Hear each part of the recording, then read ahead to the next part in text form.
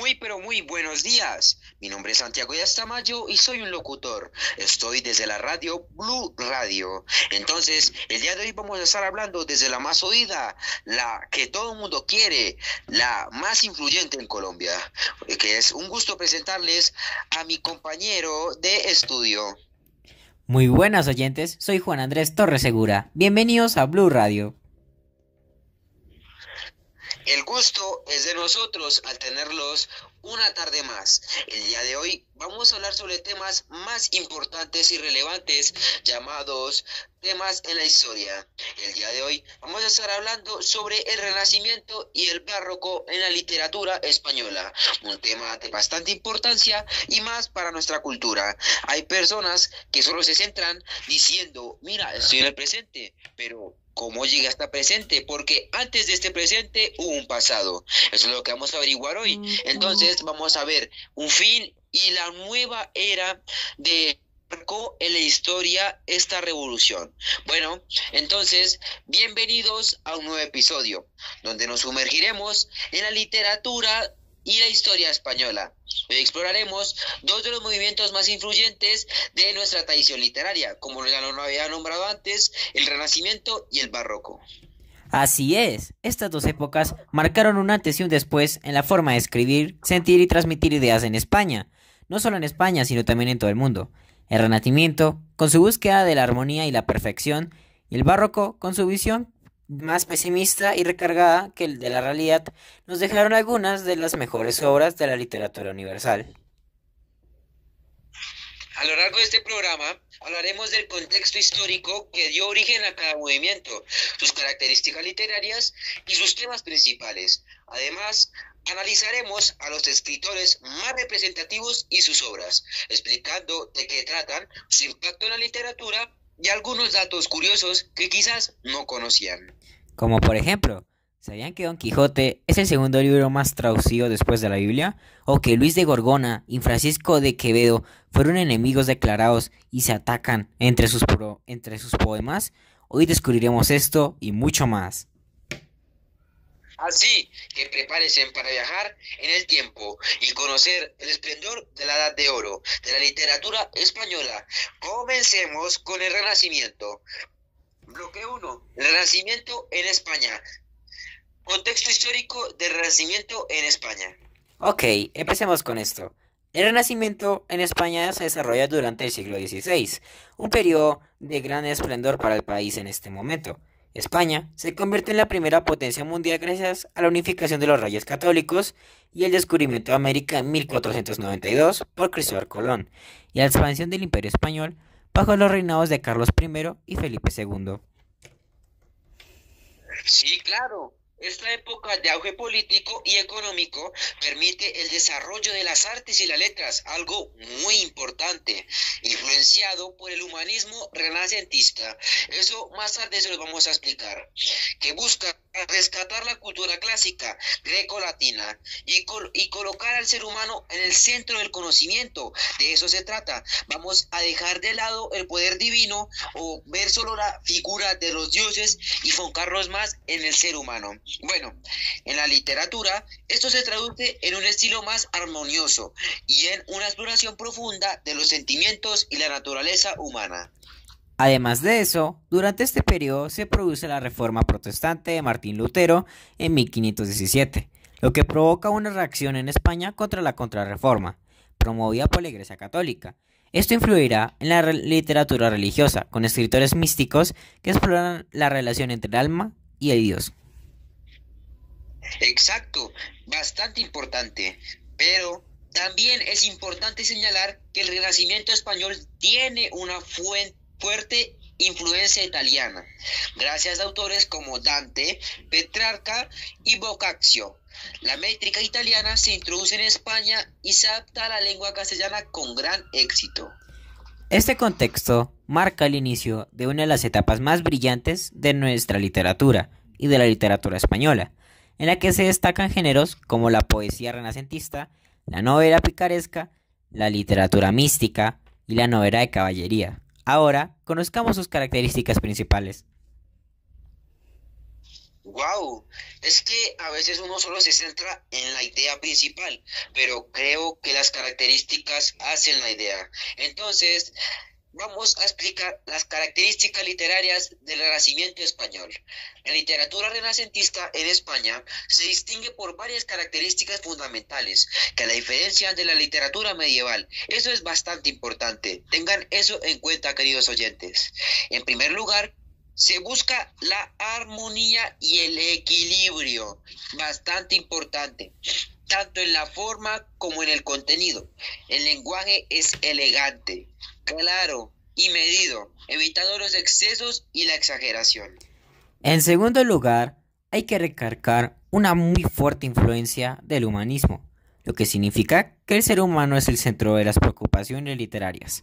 Los escritores renacentistas buscan entender la naturaleza del hombre, sus emociones y su relación con el mundo. Recordemos que el humanismo es prácticamente poner al ser humano en el centro de todo. Eso es verdad y es relevante en este tipo de literatura. Bueno, sigamos. En cuanto a la poesía, se introduce en el verso endecasílabo y las formas italianas, como el soneto, la ecloga y la canción petrarquista. En la narrativa aparecen la novela moderna y la picaresca, mientras que en el teatro se comienzan a desarrollar los primeros intentos de dramaturgia clásica. Esto tiene que tenerlo en cuenta porque a partir de esta revolución, a partir de estas nuevas obras, a partir de esto que se está manifestando, empezaron a salir nuevas y nuevas formas de expresarse, ya sea en el arte, en el teatro, en el canto, en cualquier tipo de actividad que involucre al ser humano como centro, ahí tiene que estar esta literatura. Claro que sí. Ahora hablaremos de los temas más recurrentes en esta misma. Los temas más recurrentes en la literatura renacentista incluyen el amor idealizado, inspirado en Petrarca, la naturaleza como reflejo de la perfección divina, en la que los paisajes bucólicos simbolizan la armonía. La mitología clásica, con referencias a dioses y héroes griegos y romanos, y la búsqueda del conocimiento, especialmente en obras filosóficas y religiosas. Recordemos que la cultura romana era la misma que la griega. Eso me parece bastante importante, porque de acuerdo a esto hay un aspecto clave, que es que el Renacimiento es la presencia de la literatura moral y didáctica, que busca educar al lector a través del arte, como lo nombraba antes. Entonces, muchas de las novelas renacentistas, como El Lazarillo de Tormes, combinan entretenimiento con crítica social. Es bastante importante ese aspecto en cualquier cultura renacentista. Claro que sí, Santiago. Ahora que ya conocemos las bases del Renacimiento en España, vamos a hablar de sus principales autores y obras. Empecemos con Garcilaso de la Vega. Nació en 1501 y murió en 1536, en Églogas.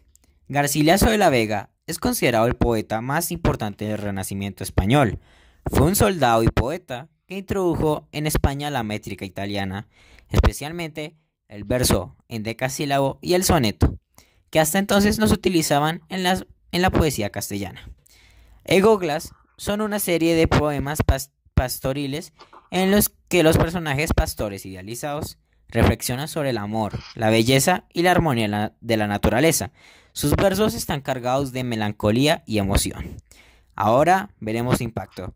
Garcilaso revolucionó la poesía española al introducir una nueva métrica y un estilo más refinado y personal. Su influencia llega hasta nuestros días, siendo un referente en la poesía amorosa. Ahora un pequeño dato curioso. Aunque era un soldado de élite, Garcilaso murió en una batalla en Francia. Su legado poético fue publicado póstumamente y sigue siendo estudiado en la actualidad. Bueno, ahora vamos a hablar sobre otro, que es otro artista, otro poeta, otro escritor que estuvo bastante involucrado en esta, que es Miguel de Cervantes, nacido en 1547 y falleció en 1616, con su obra más representativa llamada Don Quijote de la Mancha. No podemos hablar del Renacimiento sin mencionar a Miguel de Cervantes, eso es bastante cierto, es un muy, pero muy buen escritor, el cual ha sacado, como dicen, sacado el estadio con esa obra que hizo. Y yo no sabía que era renacentista, pero bastante interesante saber más y más sobre historia. Bueno, el autor de la novela más importante de la literatura española. Como lo dije antes, Don Quijote de la Mancha. Bueno, resumen, la historia sigue a Alonso Quijano, un hidalgo que enloquece leyendo libros de caballerías y decide convertirse en caballero andante, junto a su escudero Sancho Panza. Vive aventuras absurdas mientras lucha contra molinos de viento y enfrenta la dura realidad del mundo. Bueno, el impacto de Don Quijote es la primera novela moderna. Escuchen bien, la primera.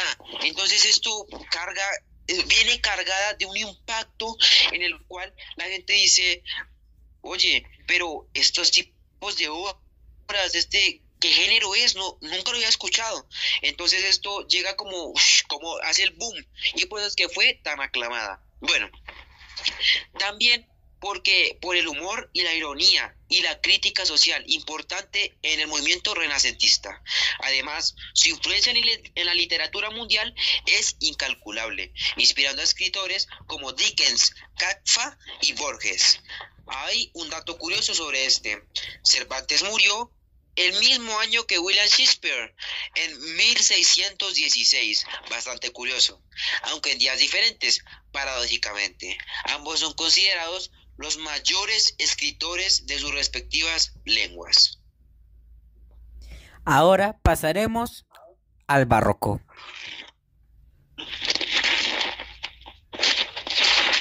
Bueno, vamos a explicarles sobre el contexto histórico que tuvo el barroco en España. Bueno, entonces, ahora nos trasladamos al siglo XVII, una época de profundos cambios para España. A diferencia del esplendor del Renacimiento, este siglo está marcado por una crisis generalizada. España empieza a perder su hegemonía en Europa debido a las derrotas militares y el declive económico. Muy importante recalcar eso. Además, que a nivel político, los monarcas de los Austrias menores, como Felipe III, Felipe V y Carlos II, no logran mantener la estabilidad del imperio. La corrupción, el empobrecimiento de la población y la constante guerra con otras naciones debilitan al país. Y esto provoca una de las mayores características del barroco. Debido a que la situación era muy triste y lúgubre, los autores se encargan en no solo hacer una crítica social, sino en también hacer que sus obras también reflejen estos sentimientos.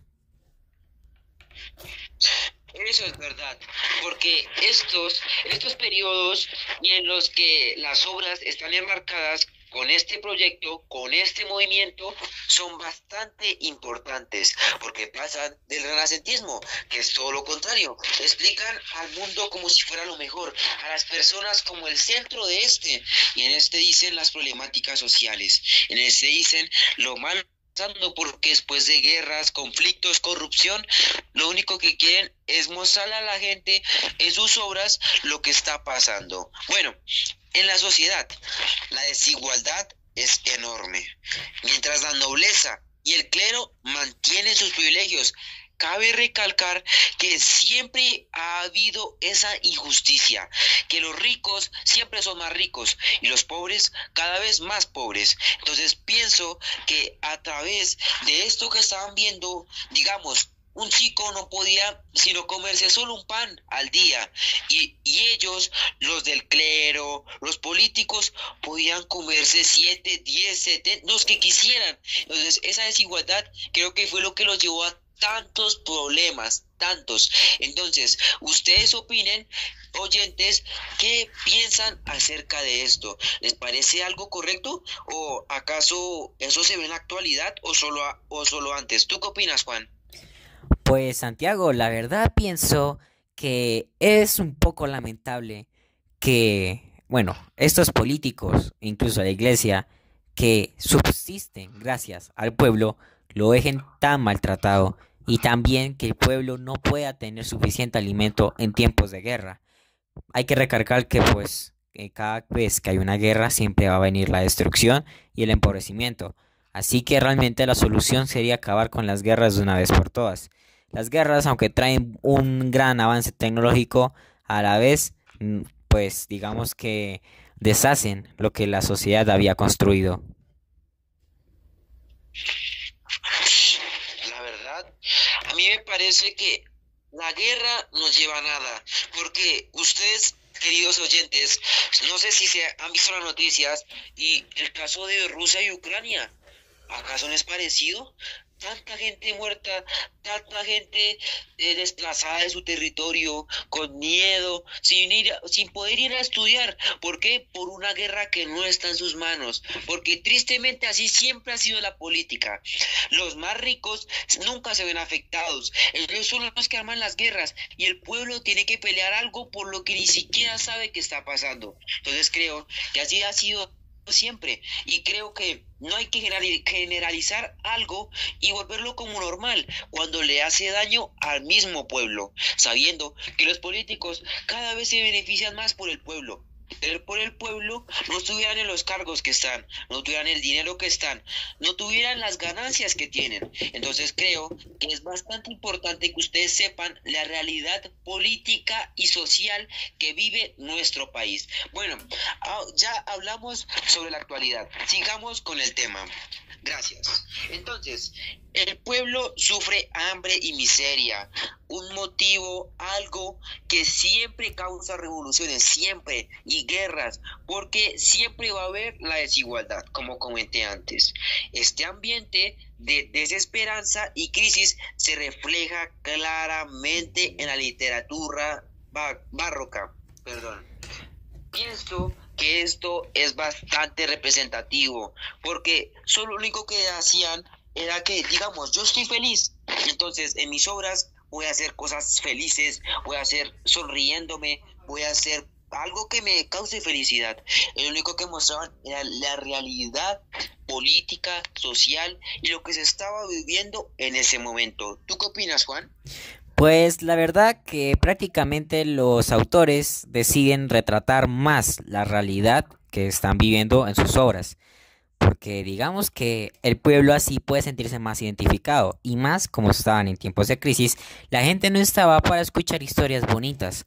Ahora, volviendo al tema, frente a esta realidad, los escritores del párroco adoptan una actitud pesimista. La literatura ya no busca la armonía ni la perfección, sino que refleja el desengaño y la fugacidad de la vida. En estas épocas, como no existían los elementos modernos de ahora, como los noticieros, las radios o incluso las propias redes sociales, la única manera de hacer denuncias públicas era de esta manera, escribiendo libros y también pues a veces poemas o literatura, para que así el pueblo pudiera conocer lo que estaba pasando en su entorno. Juan, mira, me acabo de llegar una pregunta de un oyente, la leí y me pareció interesante. Dice, el usuario se llama Juan75, pero pregunta algo bastante interesante, muy interesante, me puso a pensar de verdad. Oye, Santiago, ¿me puede responder una pregunta? En ese momento no existían los periódicos, o sea, todo se manifestaba o sea, no había periódicos. Muy buena pregunta la que hizo ese usuario, Santiago.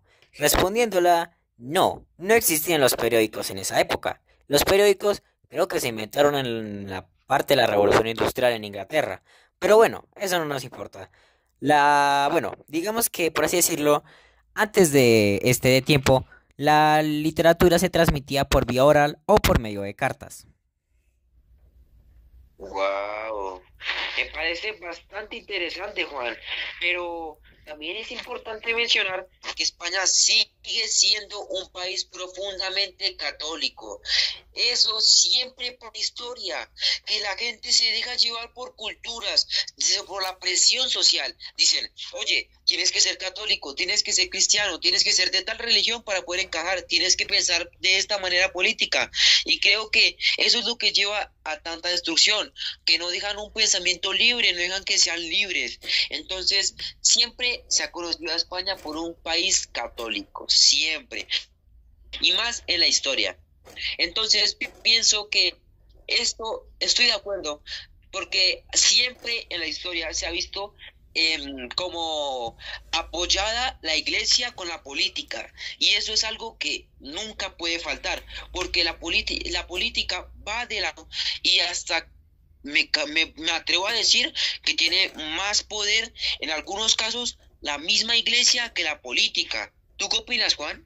Muy cierto lo que acabas de decir, Santiago. La mayoría de gobiernos antiguos, la iglesia siempre ha sido incluso más prominente que los propios reyes o gobernantes. Actualmente ya ese rumbo está cambiando mucho, debido a la libre expresión. Wow. Pero te tengo una pregunta, Juan. Este usuario se llama Simón77 y dice, oye, pero si en ese momento yo no era católico, ¿qué me pasaba? Fácil, Simón. Te quemaban en la hoguera, o si tenías suerte, te ahogaban, o eras juzgado y pasabas meses en prisión. ¿Qué? O sea, Juan, ¿estás hablando en serio? Sí, Santiago. En esta época, la religión era lo sagrado y cualquiera que estuviera, por así decirlo, dispuesto a contradecirla, no tenía un final muy bonito. De hecho, hubo un periodo llamado la Santa Inquisición, en la cual se provocaron diferentes formas de tortura para los herejes. ¿Qué?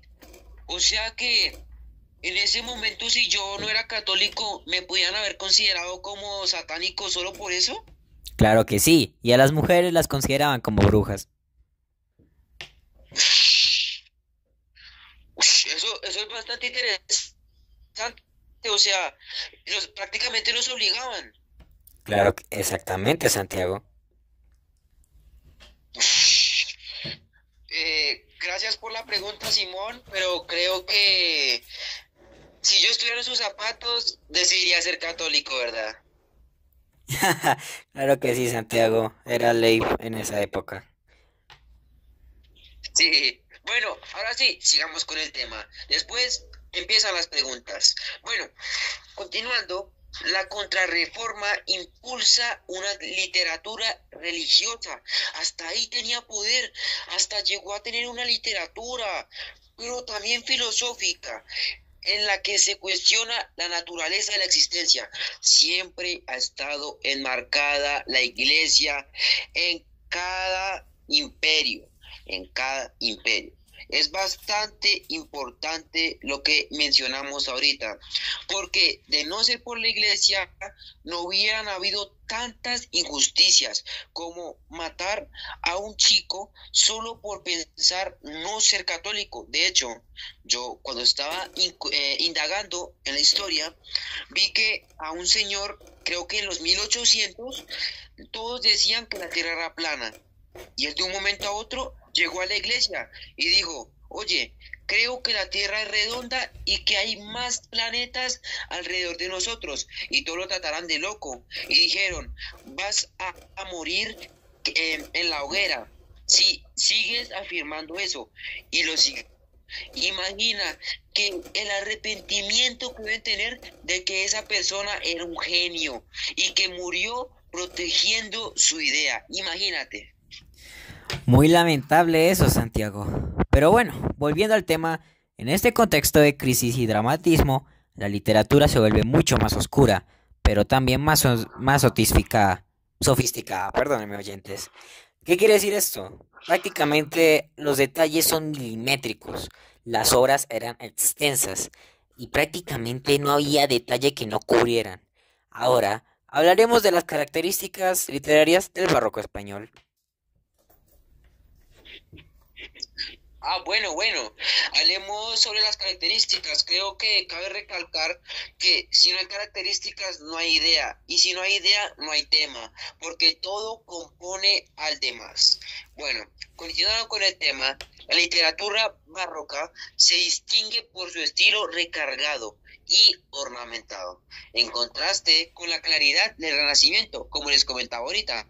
Son contrastes, pasaron en siglos después, pero nunca se había olvidado la época anterior literaria. Bueno, continuando, los escritores barrocos buscan impresionar al lector con un lenguaje complicado y figuras retóricas, como la metáfora, la hipérbole y el juego de palabras. O sea que la vez pasada yo estuve leyendo un filósofo y hacía como filosofía oscura, que significa que solo las personas inteligentes, los lectores inteligentes para él, son los que podían saber sobre su idea, sobre su tema. Entonces creo que eso no debería pasar porque todas las personas son libres de tener un pensamiento y poder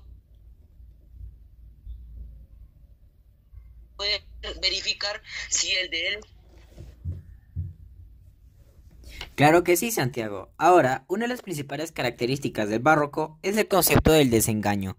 Los escritores reflejan la idea de que la vida es efímera y que el mundo es un lugar de sufrimiento y falsedad. Esto se expresa en en la famosa frase de Calderón de la Barca: la vida es sueño y los sueños son sufrimiento.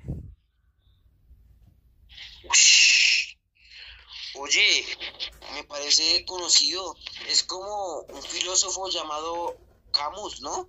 Que él pensaba que ya no merecía ser vivida y creo que es algo bastante, no sé, o sea, toda persona tiene derecho a tener una idea diferente, pero creo que una idea así no vale porque, digamos, la vida puede ser muy sufrida, la vida puede tener muchos baches en el camino, pero siempre hay que saber cómo vivirla, no metiéndose en problemas, haciendo todo bien, estudiando, es lo más importante, o tener autoestima y también resiliencia.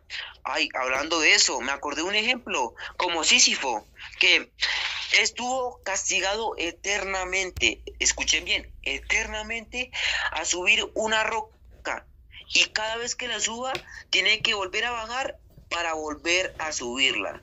Él es un claro ejemplo de resiliencia. ¿Por qué?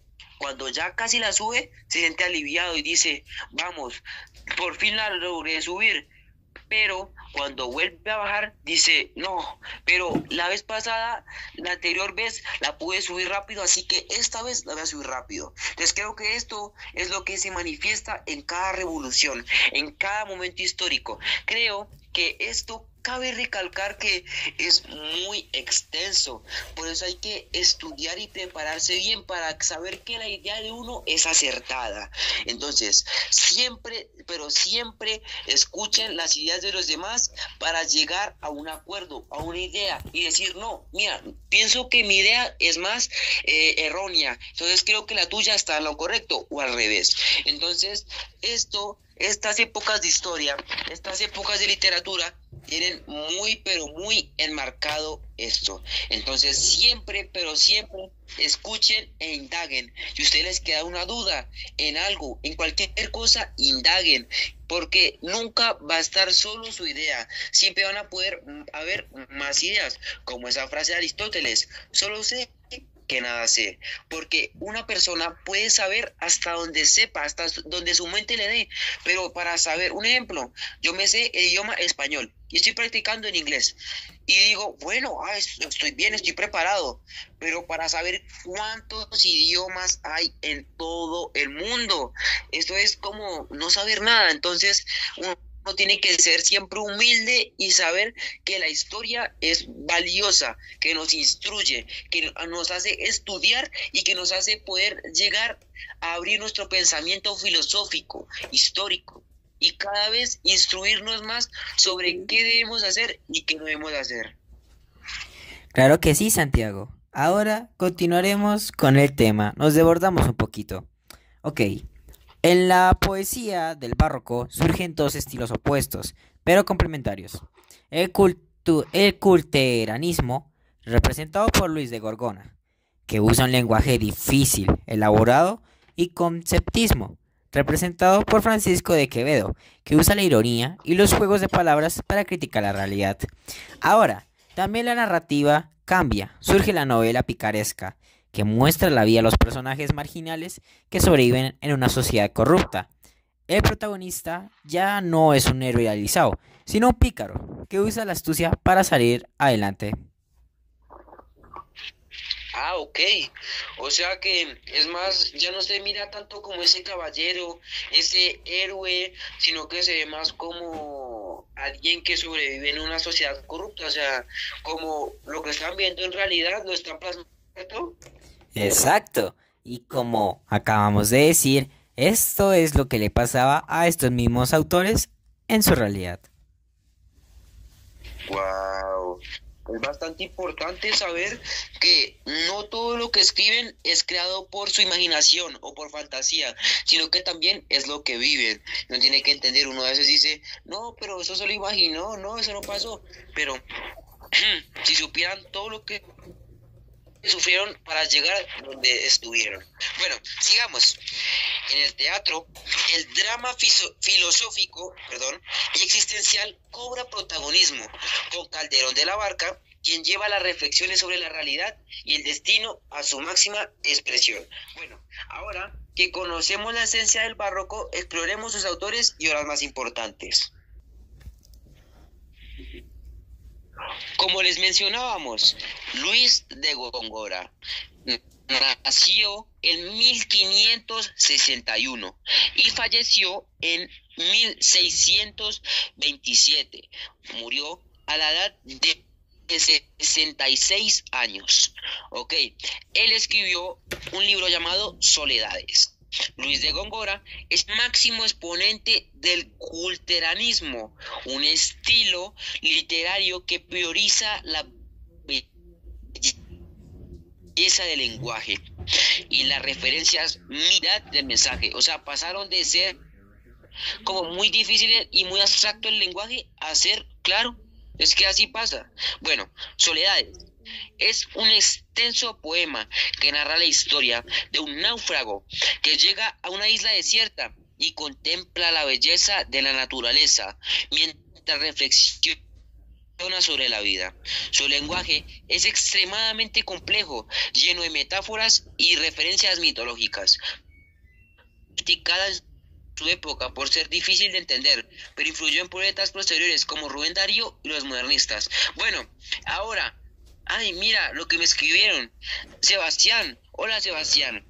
Mira, la pregunta de él es que quiere saber más, que quiere al menos un dato curioso sobre este. Claro que sí. Respondiendo a Sebastián, vamos a decir que los dos actores principales, bueno, los dos autores, perdón, principales de esta época, Góngora y Quevedo, se odiaban profundamente y se atacaban en sus poemas. Quevedo llegó incluso a escribirle insultos en la puerta de su casa. Uf, ¿quién iba a pensar eso? Sí, increíble. Ahora hablaré de este mismo, Francisco de Quevedo. Nació en 1580 y murió en 1645. Su obra más importante es La vida de Buscón. Francisco de Quevedo es el maestro del conceptismo, un estilo basado en la agudez, la ironía y el juego de las palabras. Bueno, ahora, su poesía y prosa criticaba la hipocresía y la corrupción de la sociedad. Era, por así decirlo, una de las principales personas que criticaba la realidad de la sociedad. Ahora hablaré de la vida del Buscón. Narra la historia de Pablos, un joven de origen humilde, que quiere ascender socialmente, pero fracasa una y otra vez debido a la injusticia y a la corrupción del mundo. Es una novela picaresca que muestra la dura realidad del siglo de oro. Su impacto. Fue una de las primeras novelas en retratar la desigualdad social y la lucha por la supervivencia, anticipando a la literatura realista. Ahora, Santiago, me está llegando un mensaje de Sebastián Ardila. Me dice que quiere saber un poco más sobre Quevedo y también de su tipo de escritura. Ah, ok. Bueno, respondiéndote a Sebastián Ardila, vamos a decir que Quevedo escribió poemas burlescos contra Góngora, llamándolo culteriano y su... Mientras que Góngora le respondía diciendo que tenía ojos de sapo. No entiendo por qué se odiaban tanto, pero allá cada poeta. Bueno, entonces, oye Juan, una pregunta. ¿Sabes quién escribió La vida sueño? No, no sé. ¿Quién la habrá escrito? ¿Tú lo sabes? Ay, sí, ya me llegó. Es Pedro Calderón de la Barca, que nació en 1600 y falleció en 1681. Interesante. Cuéntame más sobre él. Dale, mira, entonces, en el teatro barroco, el gran nombre es Pedro Calderón de la Barca, quien lleva el drama filosófico a su máxima expresión. Máxima, o sea, es como el poeta número uno en este. Bueno, La vida es sueño. La obra trata sobre Segismundo, un príncipe encerrado en una torre por su padre, el rey Basilio, quien teme, perdón, que se convierta en un tirano. Cuando Segismundo es liberado, actúa con violencia y es encarcelado de nuevo. Él duda si su experiencia fue real o solo un sueño. Bastante interesante la obra, ¿no te parece? Un poco. Dime su impacto, por favor. Mira, su impacto es que fue una de las obras más influyentes del teatro universal. Plantea preguntas filosóficas sobre el destino, el libre albedrío y la verdad. Mira, ahora llegó un mensaje de Sara. Hola Sara, mira, ella dice que quiere saber más, que quiere saber qué es la vida, qué opina él. Claro, la famosa frase, ¿qué es la vía? Un frenesí, proviene de esta obra. Ha sido citada en múltiples películas y novelas. ¿Sabes algo curioso? El resumen de esta obra, bueno, prácticamente la historia de lo que trata, me recuerda mucho a la situación de muchos jóvenes, en las cuales sus padres los tienen encerrados, por así decirlo, evitando que se expongan a los peligros del mundo exterior. Esto, como sabemos, no es bueno, debido a que así los jóvenes no sabrán cómo defenderse, cómo actuar ante los peligros, y no sabrán diferenciar entre un amigo y un enemigo. Y esto es muy malo para ellos, ya que sus conductas pueden ser, en el mejor de los casos, buenas o malas, que es lo que mayormente pasa. Wow. Oye, pero mira, llegó una pregunta de Martín. Dice, pero si mis papás son sobreprotectores, ¿qué hago para mejorar esto? Bueno, Martín, si tus padres son sobreprotectores, no se te ocurra retarlos, es lo peor que puedes hacer. Lo mejor es tomar la calma y aprender, bueno, ya sabes, cosas desde por ti mismo. Aprovecha en la escuela a hablar con amigos, habla con personas y también aprende a diferenciar entre amigos y enemigos y a defenderte, no solo físicamente, sino mentalmente. Wow. ¿Sí sabes del tema? Pues claro que sí, Santiago, me vine bien informado. Bueno, ahora vamos a hablar sobre la conclusión. A lo largo de este programa hemos recorrido dos de las etapas más importantes de la literatura española, el Renacimiento y el Barroco. Dos movimientos que, aunque surgieron en un mismo país y en una misma época historia, presentan diferencias fundamentales en su visión del mundo, en su estilo y en la forma en la que sus autores pensaron. Claro que sí. Además de eso, el Renacimiento nos mostró un mundo en el que la armonía, la belleza y la razón eran los pilares de la expresión artística. Los escritores renacentistas confiaban en el poder del ser humano para comprender su entorno, encontrar el equilibrio y buscar la perfección en sus obras. La naturaleza era vista como un reflejo de la divinidad, como un reflejo del amor, se idealiza y la poesía seguía patrones de claridad y precisión. Actores como Garcilaso de la Vega trajeron la métrica italiana a España, y Miguel de Cervantes, con Don Quijote de la Mancha, rompió con los esquemas de la novela tradicional y sentó las bases de la narrativa moderna. Ush, esto es bastante interesante, ¿verdad? Claro que sí, Santiago. Es un tema del cual se puede sacar mucha información que nos puede servir en la actualidad. Pero tengo una inquietud. Cuando llegó el barroco, ¿qué pasó? Bueno, digamos que todo esto que había presentado el Renacimiento no sirvió de nada, ya que prácticamente el barroco es lo contrario al mismo, aunque recordemos que surgió precisamente por la realidad social de ese entonces. Ush, o sea que en una misma época primero se dicen cosas bonitas y después dicen lo malo que está el mundo. Claro que sí, si te lo pones a pensar es casi como la frase de del amor al odio hay solo un paso. Ush, ¿verdad, no? O sea, de un momento a otro estaban bien y en la superedad de oro y en el otro momento estaban con tantos problemas y corrupción que uno dice, oye, pero si hace un momento estaban bien, ¿qué pasó? Claro que sí, es muy raro y realmente esto incluso puede seguir pasando con personas o incluso con países, si te lo pones a pensar en la actualidad. ¿Cómo qué país? Podríamos poner, no sé, en Estados Unidos, por ejemplo, con el tema de los migrantes. Hace años, gracias al presidente Joe Biden, los migrantes vivían bien en Estados Unidos, pero ahora que llegó Trump, se están yendo por órdenes de este mismo. Pero si te das cuenta, ahora Estados Unidos está sin trabajadores, sin mano de obra, y posiblemente esta decisión, en vez de ayudar a Estados Unidos, lo estás perjudicando. ¿Qué? O sea que por tomar una supuesta decisión buena para él, lo que está haciendo es dañando al país. Exactamente. Si te lo pones a pensar, también eso hacen muchos políticos latinos. O sea que sería un claro ejemplo de España porque pasó de la edad de oro cuando estaban todos los migrantes y por una decisión ya todo estará mal.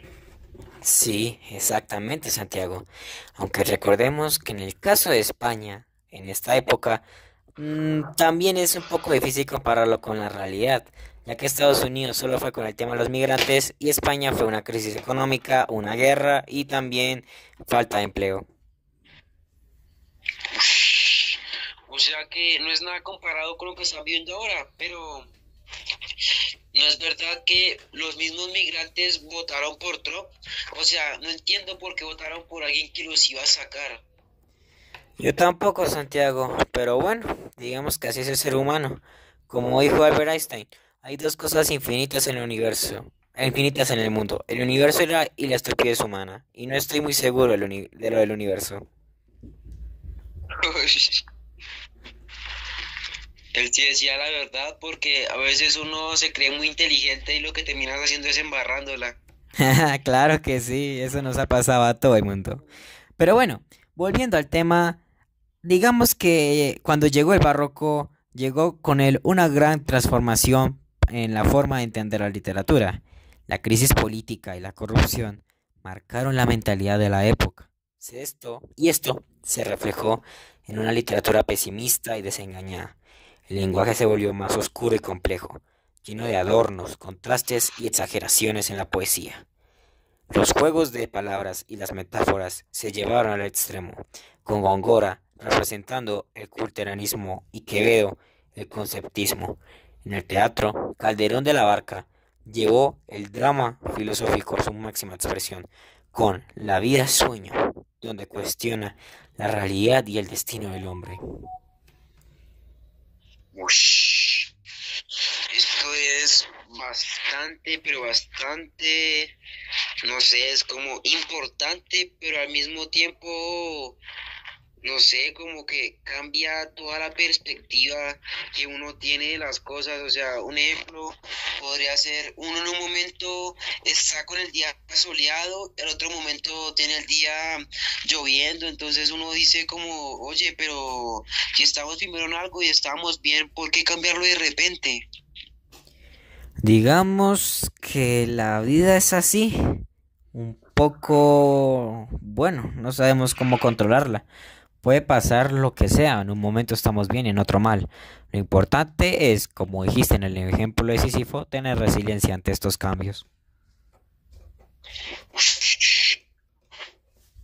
Es verdad, porque si sabes algo de esta historia, es muy todos esos movimientos reflejan no solo el cambio de la mentalidad de la sociedad española, sino también la evolución del arte y de la literatura a lo largo de la historia.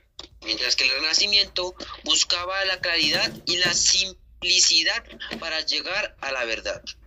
En cambio, el barroco se enreda en la complejidad, es algo excesivo, algo que no hace entender a las personas. O sea, si uno va a hablar sobre un tema específico, que sea lo más, pero más específico posible para que la gente entienda con claridad los hechos que están sucediendo y así tener algo de concepción sobre los hechos y también así poder mejorar.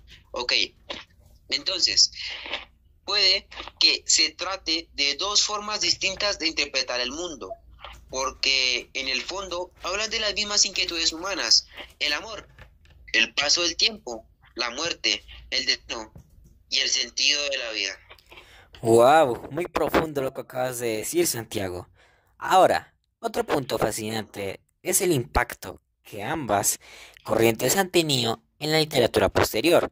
Sin el Renacimiento, la novela, tal y como la conocemos, hoy no existiría, pues Cervantes abrió el camino a la exploración psicológica de los personajes y al realismo narrativo.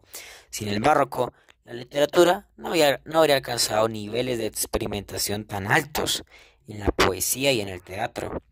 La influencia de autores como Quevedo y Góngora llega hasta la poesía del siglo XX, con movimientos como el modernismo y la generación del 27, que encontraron en estos escritores una fuente inagotable de inspiración. ¿Viste? Es impresionante, porque algo que escribieron en el siglo XV y hasta el siglo XX se está usando. O sea, lo que uno escribe, lo que uno plasma, siempre, pero siempre va a estar ahí. Por eso digo que hay que estudiar la historia, porque es parte importante en nuestra vida.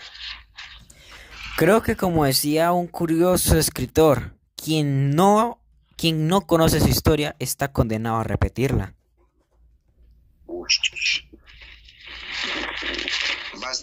Bastante cierto, es verdad, porque a veces uno, pero también hay veces en las que uno sabe que puede volver a pasar, pero uno de tonto o uno de querer darle una segunda oportunidad, uno dice, bueno, vamos a intentarlo, y lo que termina es embarrándola. Claro que sí, Santiago, suele pasar mucho eso.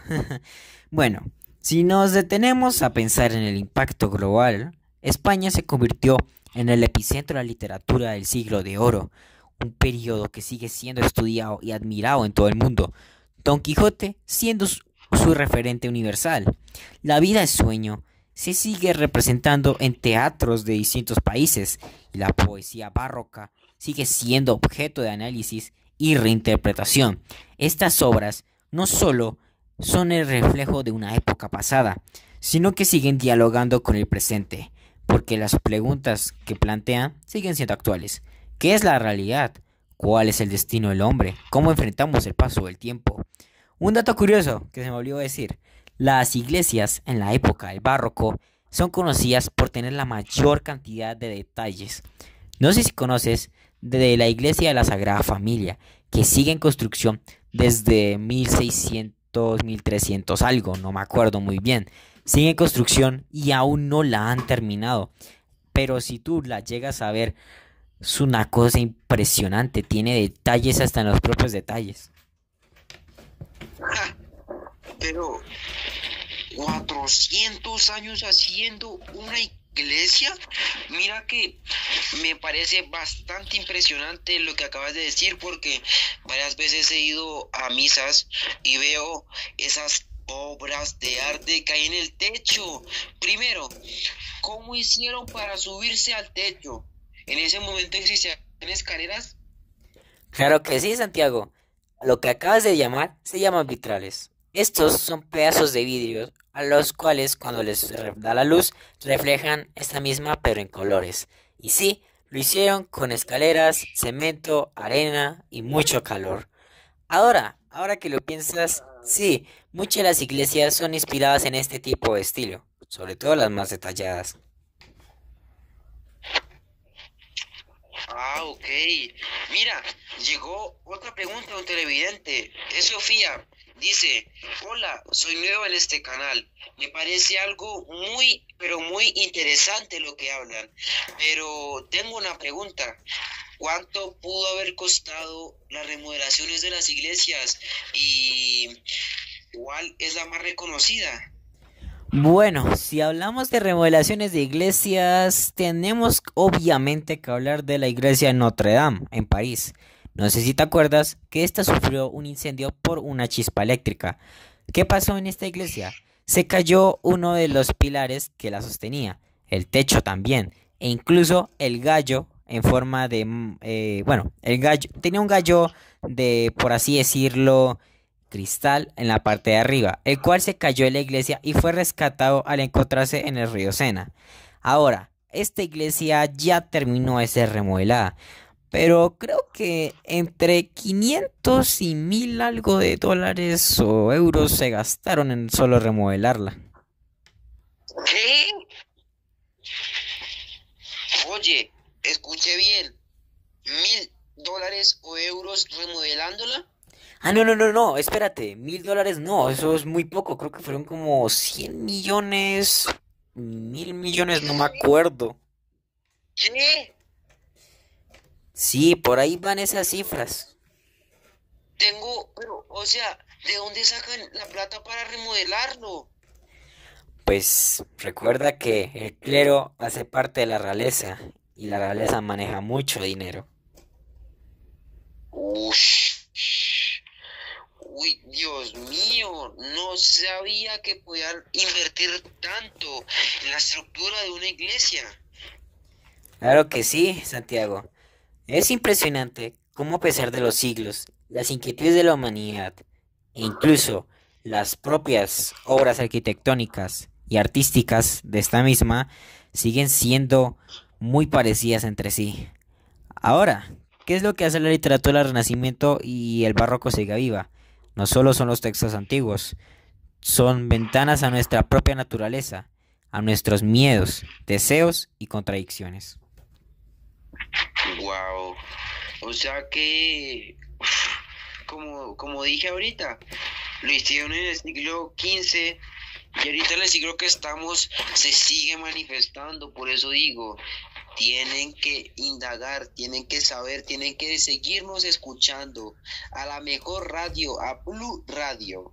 Bueno, sin más preámbulos, sigamos. Bueno, por eso, más allá de sus diferencias, podemos decir que ambas corrientes son complementarias.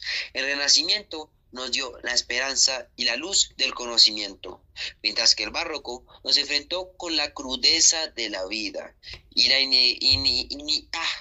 lo siento, inevitable decadencia del tiempo. Me enredé un poco. Escucha, eso me hace pensar, porque nos muestra las dos caras de la moneda, no que todo está bien, no que todo va a ser siempre bueno. Entonces creo que sí se complementan, como ahorita estábamos hablando, porque uno siempre tiene que saber que como ahorita puedes estar feliz, después puedes estar triste, que como ahorita estás soleado, después puedes estar viviendo, que como ahorita hay siempre salud, después puedes tener una enfermedad. Entonces uno tiene que saber que nada es eterno, todo puede estar en un momento bien y en otro momento mal. Claro que sí, Santiago. Y aprovechando eso, me acaba de llegar una pregunta de un oyente, perdón, de Isabela. Ella nos pregunta que Ya que estamos hablando de esos temas, de la vida, del renacimiento, del barroco y también de resiliencia, ¿qué opinamos nosotros de esta misma? ¿Quieres iniciar tú o inicio yo? Si quieres, inicia tú. Bueno, pienso que el ser humano desde siempre ha intentado resolver los misterios que lo siguen en la creación del mundo, cómo es el mundo, incluso el propio ser humano. Y por esto nació el Renacimiento y también el humanismo. Ahora bien, sabemos que así como el ser humano crea, también destruye, debido a la crisis económica de España y las guerras que hubo. Digamos que esto hizo que este país se debilitara muchísimo y en eso nació el barroco y este prácticamente mostró la crudeza de estos actos, demostrando que así como el ser humano es un ser bondadoso y creativo, es destructor y nada lo puede parar, solo él mismo. Opino que estos dos movimientos históricos son muy importantes, no solo para el contexto histórico, sino incluso literario, ya que como sabemos, la literatura es la forma de registrar conocimiento más antigua del mundo. Ush, me parece bastante interesante. Y ahora sí, para responderte la pregunta a ti, querido oyente, mira, creo que estoy de acuerdo con mi compañero, porque los humanos siempre le buscan razón a todo, hasta lo más imposible, porque quieren saber la razón de todo. Queremos, cuando hay cosas que son inexplicables. O un ejemplo sería, ¿quién nos creó? Uno puede saber, mira, tengo la Biblia, mira lo que explico, mira lo que sé, pero no es tanto saber, sino lo que uno siente que Dios lo acompaña, que Dios está con uno. Entonces, no es tanto darle la razón, sino como lo que uno piense. Entonces, creo que en base a lo que hacen es que siempre quieren buscar la razón a todo y haciendo eso buscan siempre conflictos, guerras, cuando ninguno puede tener la razón, sino el más acertado es el que se acerca a una parte mínima de esa razón, porque nada tiene la razón clara, porque digamos, hoy antes creíamos que la Tierra era plana y decían, no, mira, esa es la razón, esa es la razón. Después, no, mira, la Tierra es redonda, esa es la razón. ¿Y qué tal que en unos años digan, no, la Tierra ya no es redonda, sino que es triangular? ¿Quién podría quitarle esa idea? Entonces creo que siempre uno a veces como que se deja influenciar de lo que piensen los demás y digamos, si dicen, oye, como decían en esa época, aunque era peor, como habíamos escuchado, los quemaban vivos. Como dicen, en esta época es el doble de relajado. Con lo de la libre expresión, los derechos, todo eso, ya todo el mundo puede pensar lo que quiera, pero a veces uno se deja como que influenciar en lo que dicen. Digamos, dicen, oye, mira, tienes que ser católico, oye, mira, Dios existe, y a veces uno, en vez de ver sus ideas, mira lo que los demás piensan para poder llegar a encajar. Eso es lo que pienso, Juan. Bastante interesante y completa tu opinión, Santiago. Y bueno, con esto hemos llegado al fin de nuestro recorrido por la literatura española del siglo de oro. Esperamos que hayan disfrutado de este viaje tanto como nosotros dos. Sí, claro. Nos vemos en la próxima misión, donde seguiremos explorando la riqueza de nuestra literatura. Hasta la próxima. Y recuerden, esta es Blue Radio, su radio de confianza y la número uno en toda Colombia.